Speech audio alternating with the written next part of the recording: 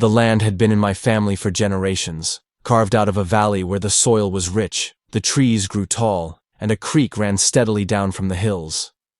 At the center of it all was the dam my grandfather had built decades earlier, a modest structure that redirected the stream and created a private reservoir. For years it had supplied our cattle, our crops, and later, just the peace of mind of knowing we controlled the water in our valley. The property line was clear, the deed was airtight, and every map in the county showed the boundaries unmistakably. Yet, somehow, someone decided to ignore all of it. It started with survey stakes showing up along the ridge.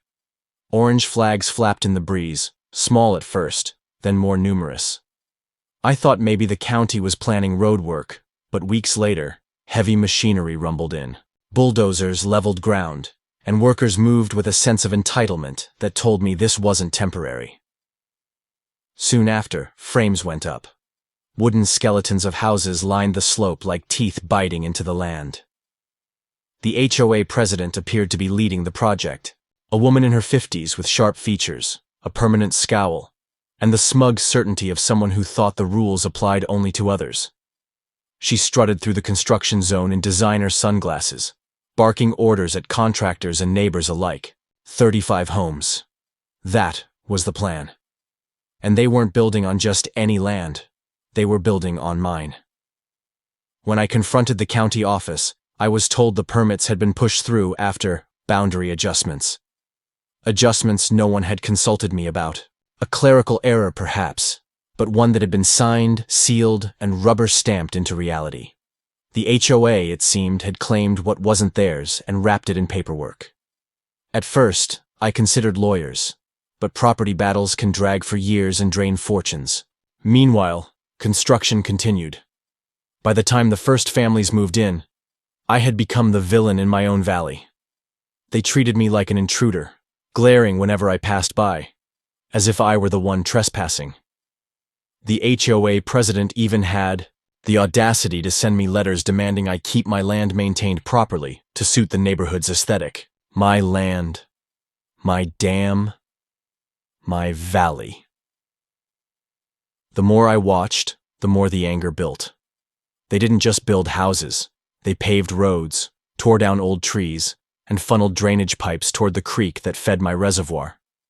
They enjoyed the scenery, the privacy, the water, all things that existed because my grandfather had once labored with his hands to tame this land.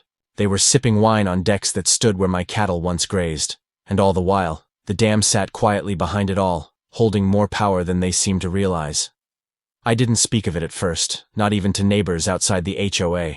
But in the evenings, when the sun dipped low and the reservoir glistened, I found myself staring at the water, thinking of what would happen if the gates opened.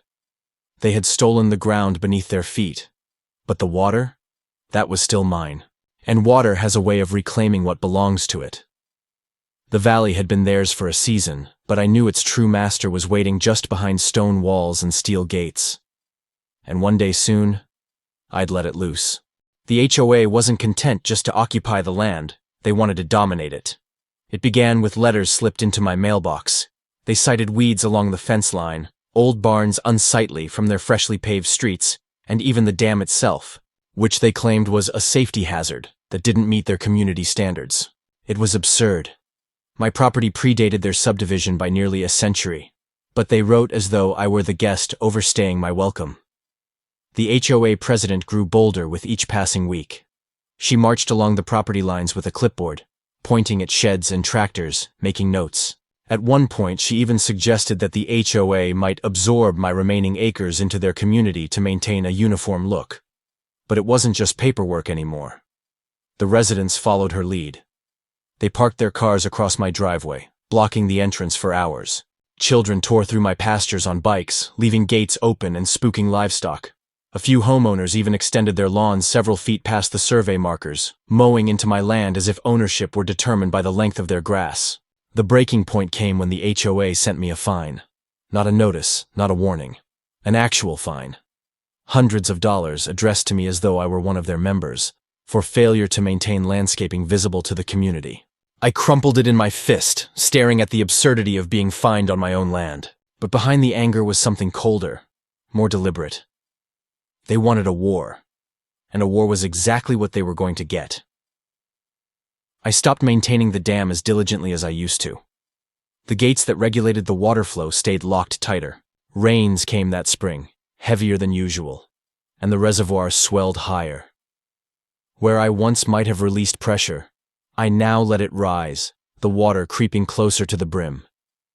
Meanwhile, the houses went up faster.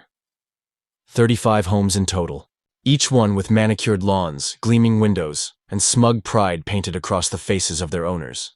They posed for photos, showing off their new lives, never realizing that their dream community was built on a floodplain I controlled. I walked the ridge some nights, overlooking the valley. The dam loomed behind me, strong and silent, the reservoir restless under the moonlight. I knew the calculations, the slope, the path the water would take. It wasn't guesswork. It was certainty. If I opened the gates, the water would roar down the valley, carving through the subdivision like it was made of paper. And though part of me hesitated, another part couldn't forget the disrespect, the arrogance, the theft. They had taken my land piece by piece, paper by paper, until all that was left to me was the power of the water. They wanted to fine me, to bully me, to act as though the valley belonged to them. Then they would learn what it truly meant to live beneath the shadow of my dam. The war had been declared, but they had no idea what kind of battlefield they had chosen. The water was patient, but I was not. The first signs came quietly. Heavy spring rains saturated the soil, and the reservoir grew restless. Down in the subdivision, homeowners noticed soggy patches in their yards. Water seeped up through freshly laid sod, pooling at the edges of driveways. Complaints began circulating, neighbors arguing about whose drainage was to blame. But I knew, the land was speaking, and it was reminding them of its true master. The HOA president panicked, of course. She called emergency meetings, stomping up and down the streets in her designer boots, barking about unacceptable landscaping runoff. She sent contractors to dig shallow trenches and redirect water toward the creek. But the creek wasn't draining fast enough, not when the reservoir above was brimming, pressing against the dam with a force they couldn't comprehend. Cracks began to form, not just in their streets, but in their confidence. The new community, once filled with proud smiles and barbecues on wide porches, now buzzed with worry. Rumors spread that the dam might not be stable, that maybe it wasn't inspected properly, that the land itself wasn't safe. They spoke as though the valley had betrayed them, never considering that they were the intruders. Meanwhile, I made sure the gates of the dam stayed locked.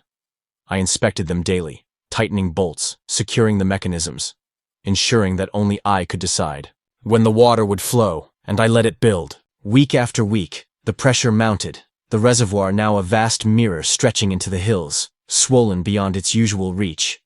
The HOA president, in her arrogance, tried to confront me again.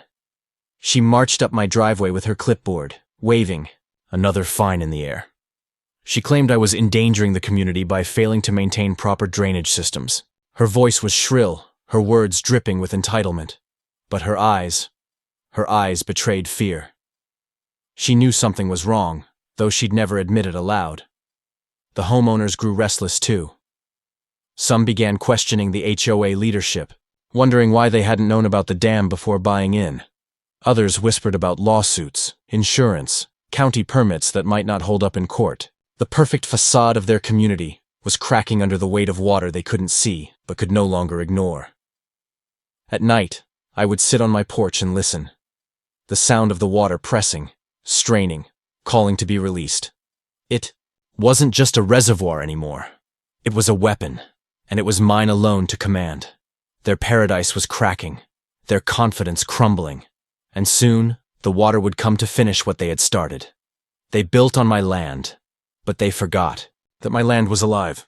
The night it happened was still, almost unnaturally so. Clouds hung low, heavy with the remnants of spring storms, but the air itself was quiet. Down in the subdivision, porch lights glowed softly, unaware of what was coming. I stood at the dam, hand on the wheel of the gates, the reservoir thrumming like a living thing behind me. The water wanted out. It had wanted out for weeks, and now I was ready to oblige. The steel groaned as I turned the wheel. Slowly at first, then faster, until the locks released. The gates yawned open, and the reservoir answered with a roar.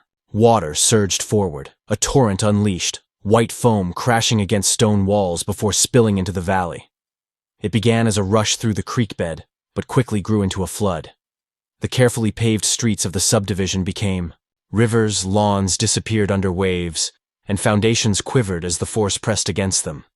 Cars bobbed like toys, fences splintered, and the proud houses tilted under the weight of the water. The HOA president's house, perched near the center of it all, was one of the first to be swallowed. Lights flickered, alarms wailed, and then the current claimed it. The very home she had bragged about, built on land that wasn't hers, dissolved into debris carried downstream. From my porch, I watched. The valley roared with chaos, but within me there was silence, a cold satisfaction that justice had been served, not by courts or lawyers, but by the land itself. The water had reclaimed what had been stolen, and it had done so without mercy. When morning came, the subdivision was unrecognizable. Where 35 homes had stood proudly, there was only mud, wreckage, and silence. The valley looked as it once had, wild, untamed, unwilling to be mastered. The HOA was gone. The people scattered, their dream washed away in a single night.